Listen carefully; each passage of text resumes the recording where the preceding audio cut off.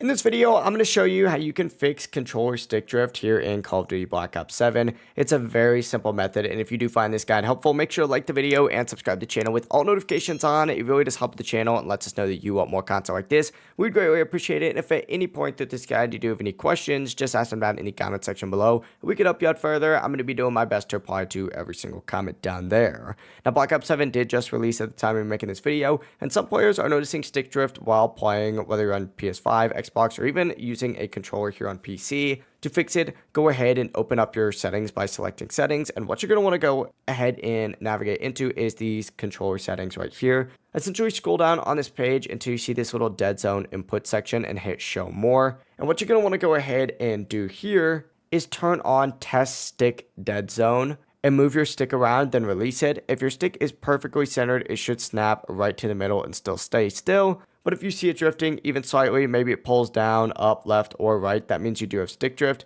To fix this, go and increase the left stick minimum and then the right stick minimum as well, depending on wherever you do have stick drift. Keep adjusting the stick until it returns to the exact center every single time, because that is the goal. Once that does land in the center, the stick drift is obviously going to stop drifting, and you're going to be good to go. You could press L3 in order to reset it, or you could just hit reset tab down at the very bottom, but it really is as simple as that. If you guys do have any questions, just ask them down in the comment section below, and we can help you out further. I'm going to be doing my best to reply to every single comment down there. And before you do leave this video, make sure to like the video and subscribe to the channel with all notifications on. It really does help the channel and lets us know that you want more content. We'd greatly appreciate it. Have a great rest of your day though.